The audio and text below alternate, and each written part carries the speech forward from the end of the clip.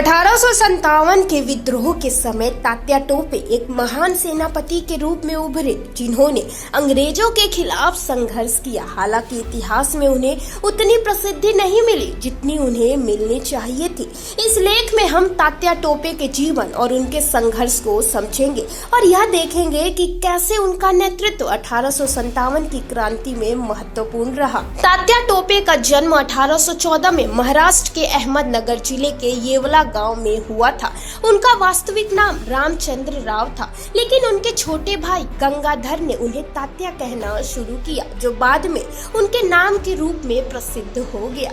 बचपन से ही तात्या टोपे का झुकाव युद्ध कला की ओर था। वे खुद को तलवारबाजी में प्रशिक्षित करते थे और अपनी वीरता से जल्दी ही पहचाने जाने लगे। 1857 के विद्रोह के दौरान तात्या टोपे नाना साहब के करीबी सहयोगी बन गए थे। वे बिठूर में नाना साहब के दरबार में ज्वाला प्रसाद और अजीमुल्ला खान के साथ मिलकर युद्ध की रणनीतियां बनाते थे। तात्या टोपे का मानना था कि इस क्रांति के लिए एक मजबूत और एकजुट संगठन होना जरूरी है।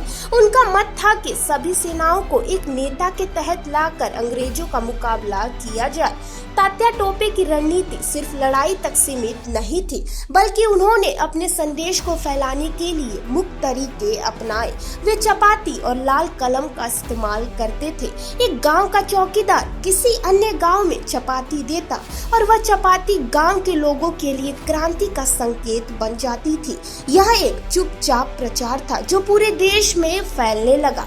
चपाती और लाल कलम के माध्यम से तात्या टोपे ने क्रांति का संदेश प्रत्येक गांव और जन जन तक पहुंचाया। तात्या टोपे को एक सक्षम और निर्णय लेने में तेज कमांडर के रूप में जाना जाता था। उनके सैनिकों के लिए उनका नेतृत्व प्रेरणादायक था और युद्ध के मैदान में उनकी उपस्थिति से ही विरोधियों को डर लगने लगता था। एंड्रू वॉर्ड अपनी किताब कानपुर 1857 में तात्या टोपे को सबसे प्रतिभाशाली बताते हैं, जिनकी कद छोटी थी लेकिन शारीरिक तौर पर वे मजबूत थे और युद्ध में तुरंत फैसला लेने में क्षमता रखते थे।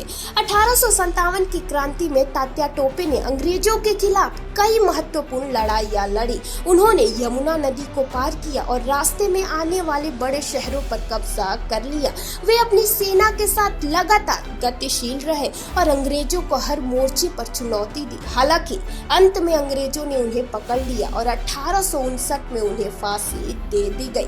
तात्या टोपे एक महान सेनापति और स्वतंत्रता सेनानी थे, जिन्होंने अंग्रेजों के खिलाफ संघर्ष किया। उनके नेतृत्व में 1857 की क्रांति को एक नई दिशा मिली और उन्होंने इसे देश भर में फैलाया। उनके योगदान को सदी दर सदी भुला दिया गया, लेकिन उनकी वीरता और संघर्ष भारतीय इतिहास में एक अहम हिस्सा बना हुआ है। उनका नाम हमेशा स्वतंत्रता संग्राम के महान नायकों के साथ लिया जाता है।